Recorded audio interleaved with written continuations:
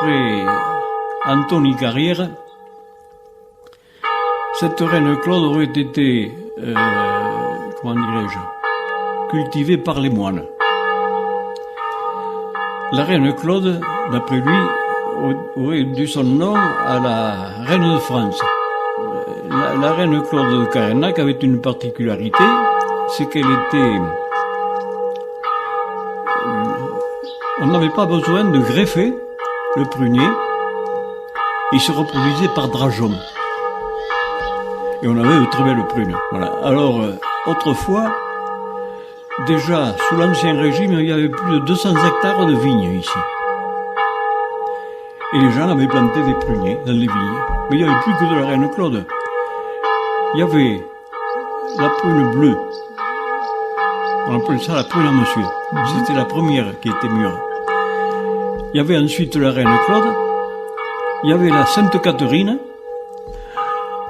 la Saint-Antonin et la Mirabelle. Et il y avait aussi les prunes d'Ante, la prune d'Agen. Ce qui fait que les reines Claude donnaient davantage parce que le prunier reine Claude n'est pas autofécond. Mais entre toutes ces floraisons, vous comprenez qui n'arrivaient pas exactement à la même époque, il était quand même fécondé, il y avait beaucoup plus de prunes. Et les gens prétendaient que le prunier payait bien son ombre. Ça voulait dire que c'était intéressant de vendre la prune. On a installé, le marché aux prunes a été décidé par le conseil municipal vers 1936 par là. Et alors, à cette époque-là, il y avait encore des prunes à Carennac. Il y avait encore des vignes, mais moins. Et les pruniers, il y en avait partout. Si bien que quand on passait sur la route de bétail, au moment de la floraison des pruniers, on voyait les coteaux blancs de fleurs, là. Eh oui. Et sur le marché, ici, la prune de Carennac se vendait très bien. Mais par contre, les marchands connaissaient les gens, et celles qui venaient de la Corrèze, là-bas, ils renaclaient pour l'acheter. Hein. Mais enfin, bon, alors nous n'avions pas, on aurait pu, à cette époque-là, essayer de cultiver le reine Claude sur une plus grande échelle.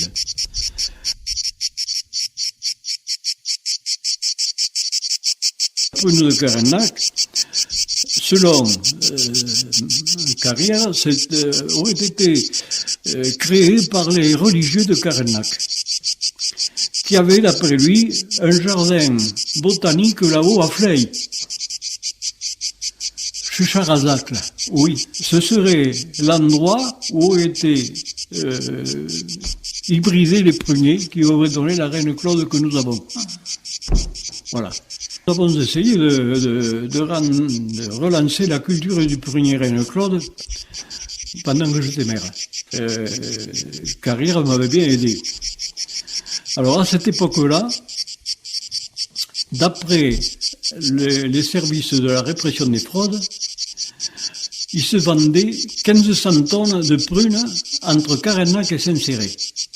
Quand je songe que, en 48 ou 49, je n'ai pas pu réussir à faire croire qu'il y avait ce type de prunier reine Claude au service agricole de Cahors.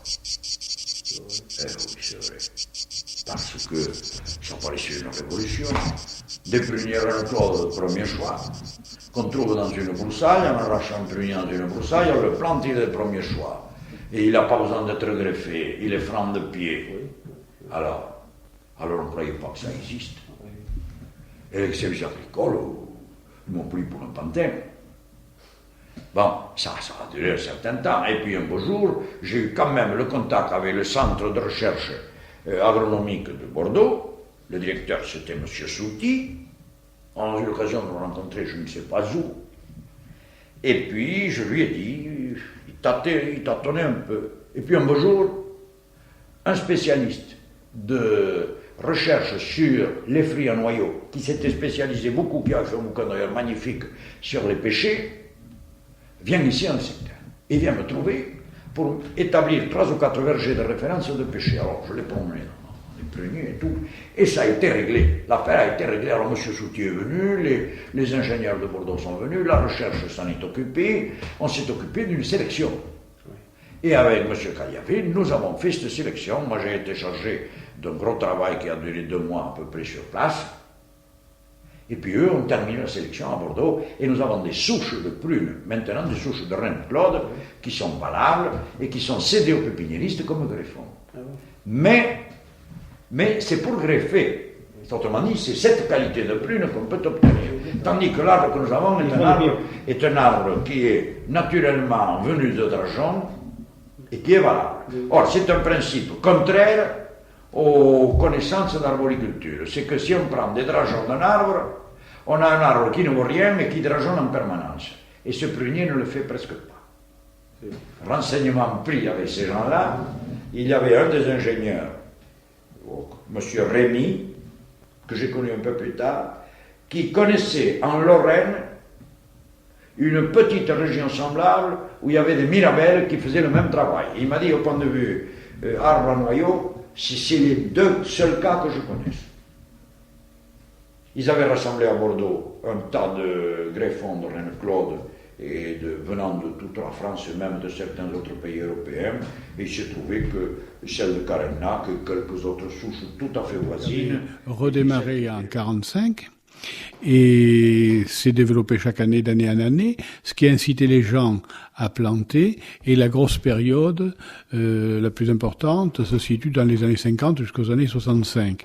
Donc, devant cet afflux de marchandises, le conseil municipal et son maire, M. Maury, ont eu l'idée de percevoir une taxe pour la commune qui s'élevait à l'époque, je crois, à 1 centime de nos francs actuels, c'est-à-dire 1 franc ancien par kilo.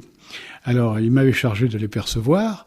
Et avec M. Mériane, nous pesions les prunes et moi je percevais l'argent entre 10h du matin et midi. M. Mériane, qui s'appelle Romain de son prénom, était le garde champêtre. C'est lui qui annonçait les nouvelles avec le tambour de Paul Siriès. Et donc, il était chargé, je dirais, de la police du marché. C'est-à-dire que le marché ouvrait à 10h et le signal donné était un drapeau que M. Mériane a baissé. Ce drapeau était fixé contre la palissade. Et à 10h pile, le père Mériane baissait le drapeau et a arrêté la course. Les marchands se précipitaient sur leur terrain. Ils faisaient leurs achats et leurs affaires. Sono pas chères les poulettes. Ils sont les cadres, la malade, 12. Tant que je suis là, tant que je suis là. Oh, bisogna, io se ne vuole mandando a casa. Allora è lì. Come ti? Le embolisce. Oh oui. Tu mala pena, lo che tu me lo fai che non ti Oh, io dico che patrono, va. Però c'è la promessa di protezione. No, va. Pour va. Alors, donc, les gens arrivaient entre 9h, 9h30 et cherchaient les meilleures places sur le marché. Les meilleures places étant sur le plancher, tu vois, près des ormeaux, parce que c'est là où les marchands ont passé le plus souvent. Mais il y avait beaucoup de monde, donc toute la palissade était pleine de cajots. Ça se levait jusqu'à 3, 4, 5 rangs de cajots. Il fallait libérer la haute parce que le camion du four à chaud porter ses pierres de la carrière au four à chaud et passer régulièrement. Il fallait laisser les touristes, les gens passer. Donc les gens arrivaient au début avec les charrettes et les vaches, ou ceux qui avaient des chevaux, les chevaux, et déposaient leurs colis et repartaient avec la charrette. Mais quelques-uns les laissaient du côté de l'église, tu vois. Et donc, vers 10h, le marché était complet. Et il y avait, c'était pas rare, entre 15, 20 marchands Les plus importants, c'était Monsieur Laribe de Biars, il y avait Mess Cageroudès de Prud'Homin, il y avait Laribe, il y avait Mazerac et l'affaire de Brivezac, il y avait aussi quelqu'un, l'ancien maire de comment ça s'appelle au-dessus, le Bretenoux, là, de Glane, Monsieur Bagou, qui achetait, et beaucoup de sous-traitants, c'était en quelque sorte, qui achetaient pour le compte de marchands. Dans la période faste, il y avait des marchands qui arrivaient de l'Aveyron, en particulier un nommé Mazard, qui était un gros expéditeur. Alors quand Mazard arrivait, il raflait le quart du marché parce qu'il venait pas pour quelques kilos, et donc automatiquement les cours étaient très élevés. Je me demande. Mais ça me fera une autre invitation s'il le faut. On va le voir. Moi, j'ai une bagnole. Ouais, marche pas comme il faut, c'est des bascules. Il y a des productions comme les blés tout ça, là, en train de production. Non, Mais regardez. elle pèse trop, hein. Elle est pas juste ça, bascule. T'en captes pas beaucoup là. Hein. Elle pèse trop, il faut tout recommencer là, elle est fausse. Hein. Elle vous donne trop de poids. Et une fois, il a fallu que je garde 5 kilos de boue. Ça a basculé. Tu viens de la montée là, Gérard? Oui.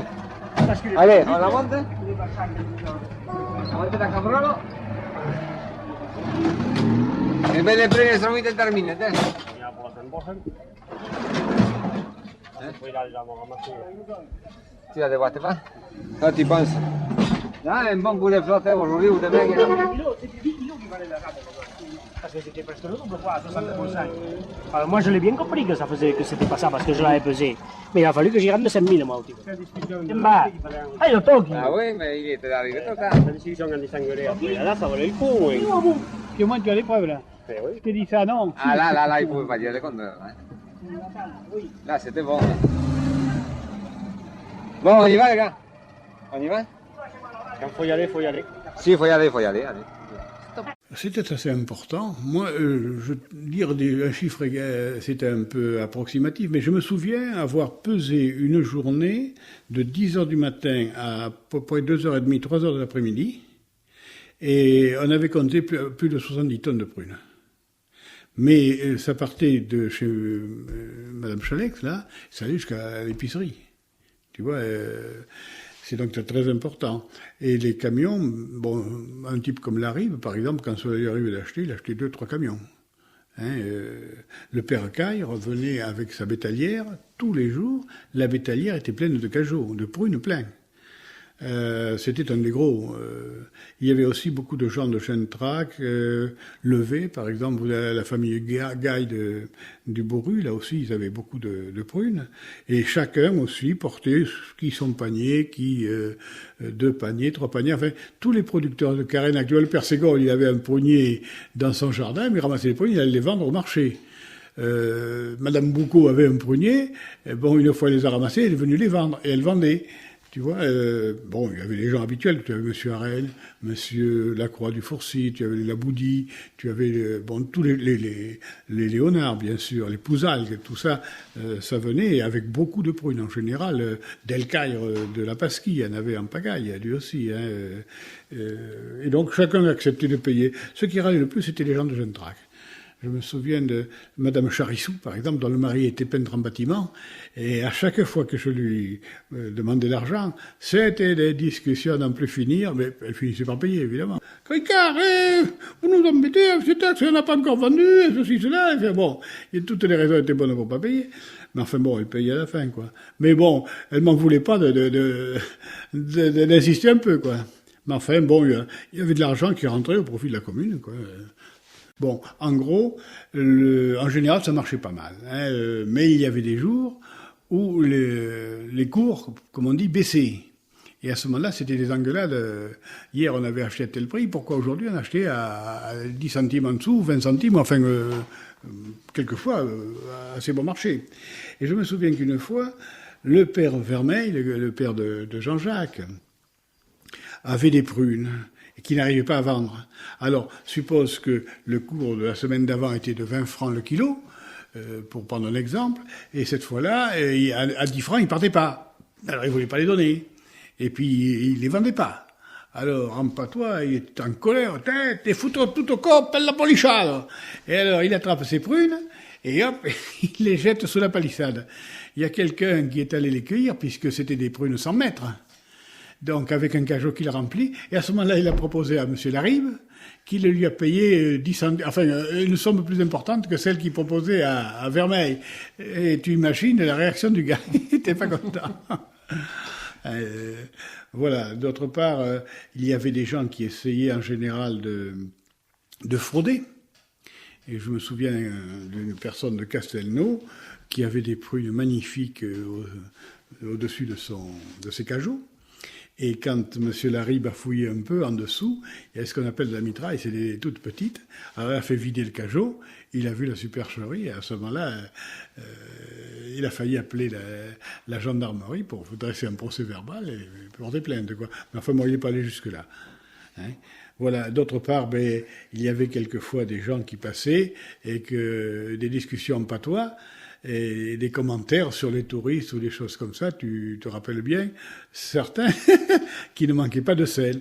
Mais c'était, comment dirais-je, une attraction pour tous les Carénacois. C'était pas rare que, au moins, on allait passer 10 minutes ou un quart d'heure au marché, hein, pour se mettre dans l'ambiance, pour voir ça. C'était une curiosité. Hein, tous les gens de Carénac faisaient un petit tour au marché. C'est pas déjà? Moins 10. Sì. Ah oui, quello crudo.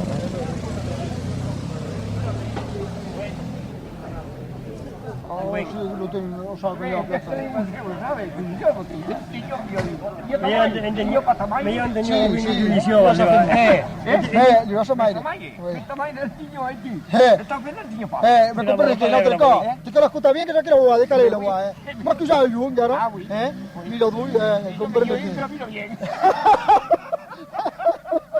Sta mira che ero giù, gara?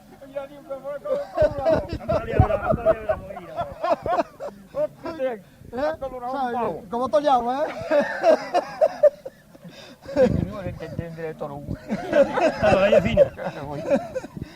Come un tu riesci bien su, ma lo ripavi per il bello. Vero, conta i caroti. Ah, io su pilona. Ti parlo pare. On est trois, pas un mot. Oui. Pas un Io tutta la forza. Tutta la forza che ti perds pour parler, tutta la forza che ti perds pour parler, tu la gagnes. Non, mais non. Mais io sapevo. On vient balayer. Mais les gens peuvent le dire, on ne connaît pas, nous, on balaye. Je comptais que c'était toi. Ah oui, c'est moi. C'est moi, Robot. C'est lui, mais sa mère, ça l'aurait aussi, hein. Con Ah, mais ça va, ça va taille, hein. C'est moi, Robot. C'est les gars, c'est moi, Robot. Il y a des coquillots che ti domandano che vuol dire io. Che fa? Lei di conterrire, mi dille. Io ero una buca come un grappallo. Dio, sì. Più serpente io. E allora, ne faremo tutti i motivi? Traffica.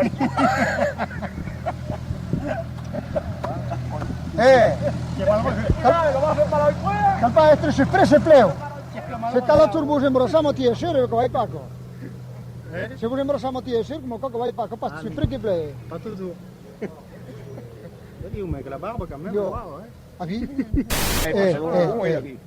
Fai rottare i sortili la femmina di Ho più di più, Ah, pa vi? no? Sì, e vuoi passare ho buttato un pezzettino di rottare l'ortile.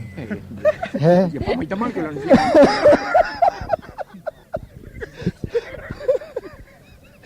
Passa formula 3. poi me sono già.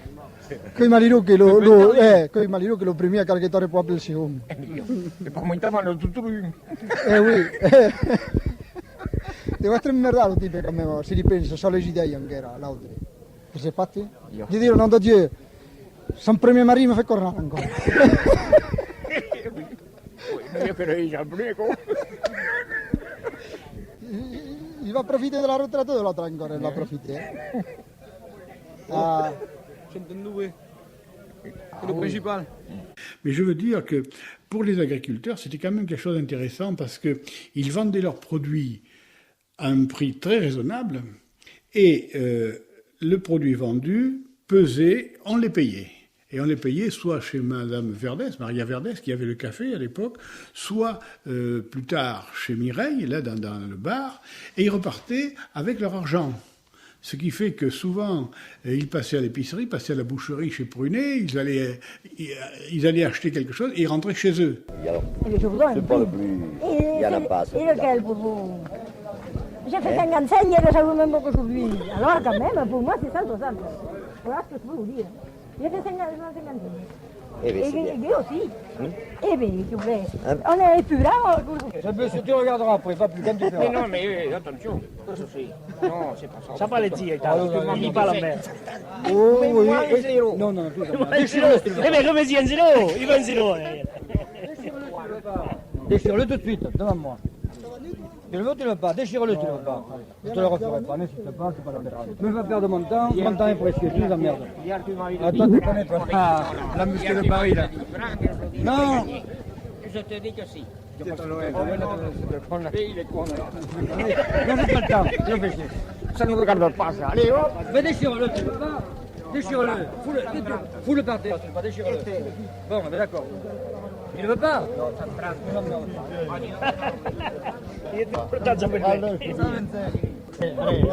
Eh bien, je t'ai bien dit. Mais tu me l'as pas dit. Allez.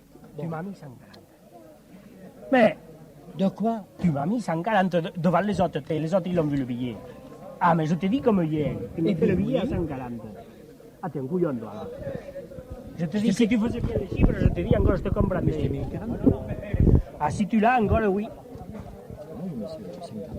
Non, tu m'as mis 140, je te dis, mais je sais encore, je sais pas où le c'est pour ça que je t'ai dit, tu fais l'imbécile. Alors lui, mais écoute, là... L'acheteur, bon, il avait un carnet à souche et il avait des numéros.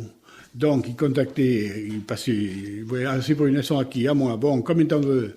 Ah, je peux pas, etc. Alors, il y avait des scènes de théâtre, là, hein, et vraiment, c'était très folklorique, et la plupart du temps, ça se passait en patois. Et, par exemple, Mazera, il faisait des séances, mais je peux pas les payer à ce prix-là, mon pauvre, tu m'en demandes trop cher, etc. Enfin bon, combien t'en veux? 10 francs? Non, 6, non. Alors, bon, ça se terminait souvent à 8. À ce moment-là, il griffonnait le nombre de cajots et le prix sur une feuille, il la lui donnait, et il marquait, lui, le double. C'est-à-dire qu'il avait la souche numéro 1, par exemple, bon, un cajot à 3 francs le kilo, et sur l'autre feuille, un cajot 3 francs le kilo. Et il avait le nom de son entreprise dessus, etc. Et donc, après, l'agriculteur portait au cul du camion son cajot, enfin ses prunes, son lot de prunes, on pesait, et on donnait le kilo exact, multiplié par le prix, on savait ce qui devait être payé. Alors, que ça se passait au café après le paiement, quoi. Il y a eu des cas assez cocasses, en particulier le beau-frère de Georges Freiss, qui s'appelait Baron, Monsieur Baron.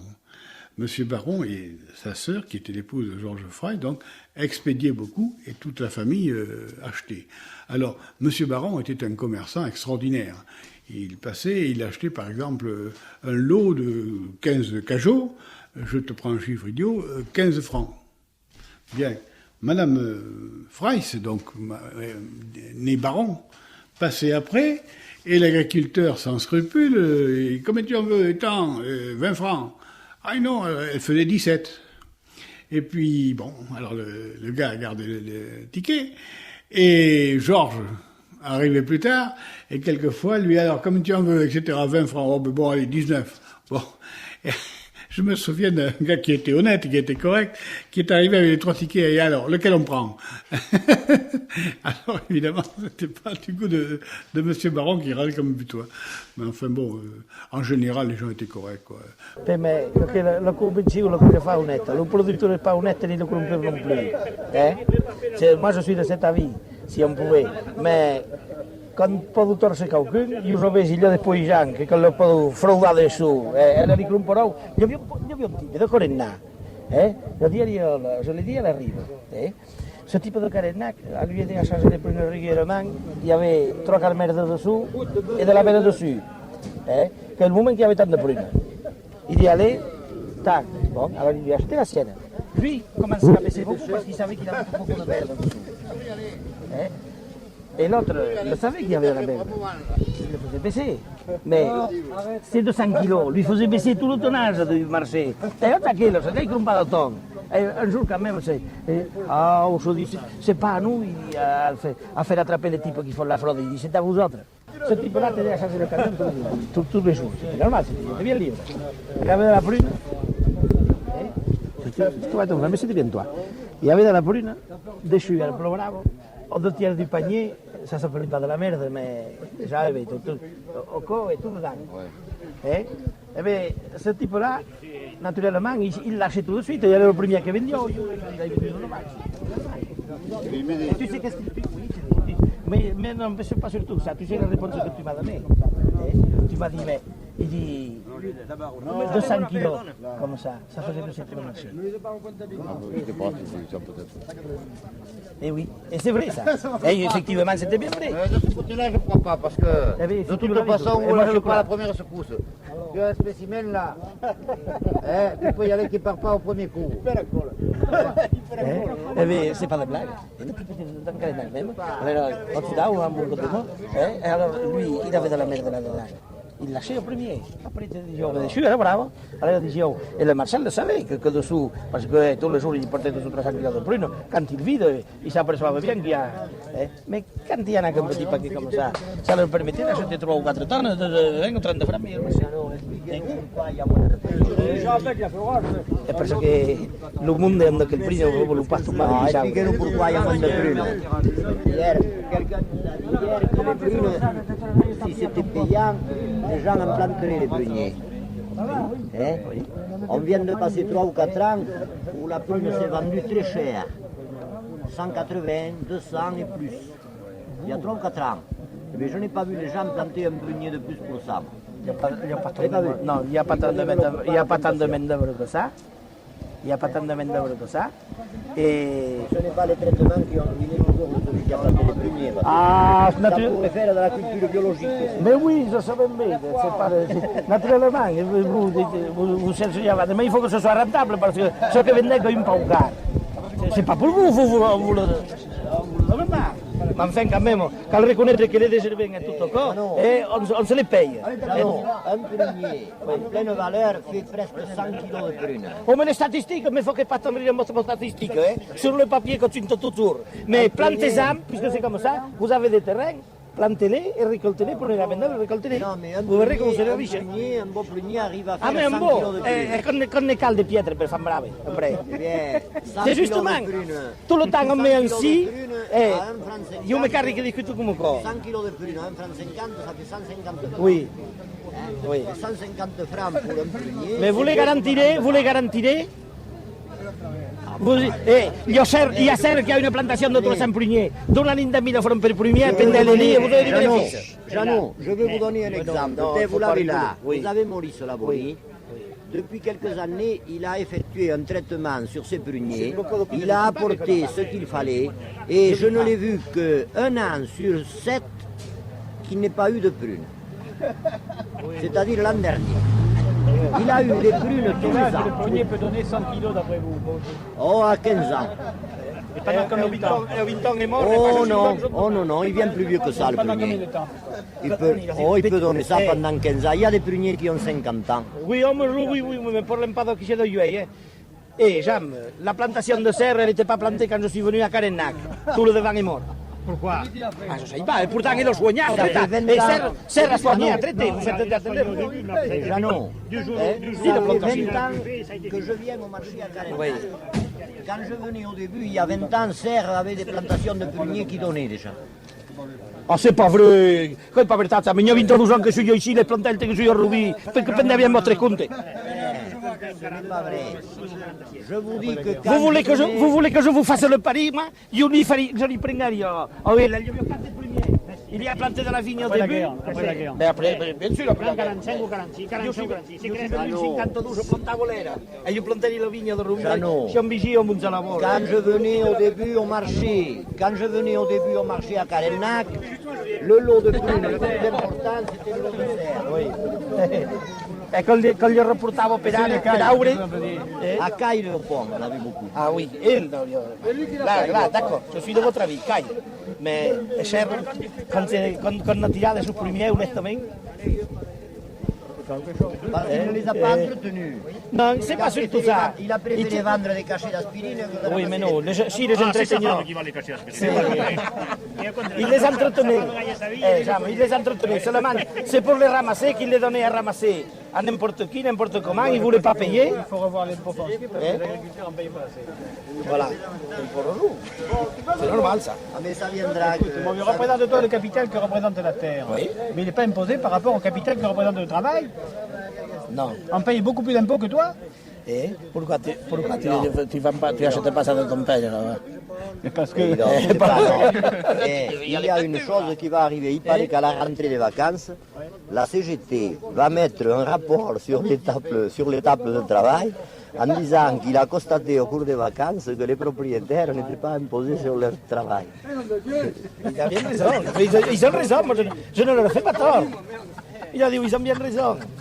Remarquez que, aille bien encore, parce que quand il a CGT, alors eux, même qui m'enculeront, je leur dirai bravo. Alors, vous voyez bien, je suis encore mieux que vous. Et vous avez l'air de taper sur la CGT. Et vous autres, tournez pour là de ce que vous voulez. C'est que vous êtes en train de critiquer le gouvernement et les bras du verre les phare. Voilà ce qui se passe. Et c'est comme ça, madame, parce qu'on se connaît. Ah oui, On peut se le dire. On peut se dire la vérité. Et oui, et c'est comme ça. Et ici, on voulait nous faire dire que les ouvriers sont des salauds, ils en rigolent. Moi, je suis content, Mais je suis content.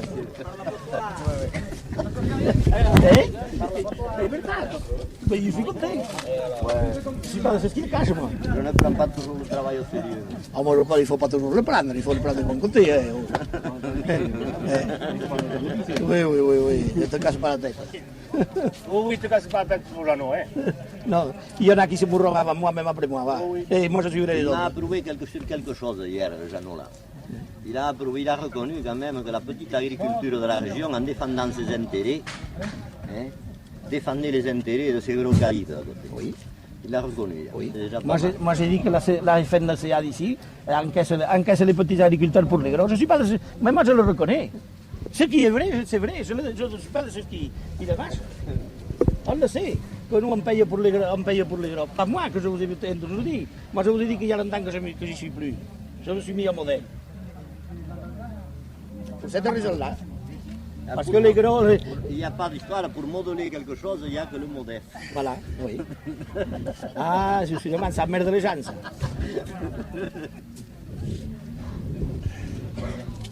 C'était très intéressant pour les agriculteurs de récupérer les prunes qui n'étaient pas vendables, parce qu'elles étaient fendues, parce qu'elles étaient plus ou moins pourries, de les mettre dans un tonneau. Là, elles fermentaient, et à partir du mois d'octobre, c'est-à-dire après une fermentation de 2 mois environ, oui, au mois de novembre, aux environs de Toussaint, il y avait un alambic qui se mettait en route. Et donc, celui qui a tenu le plus longtemps, c'était M. Poltrel, qui était le bouilleur de cru.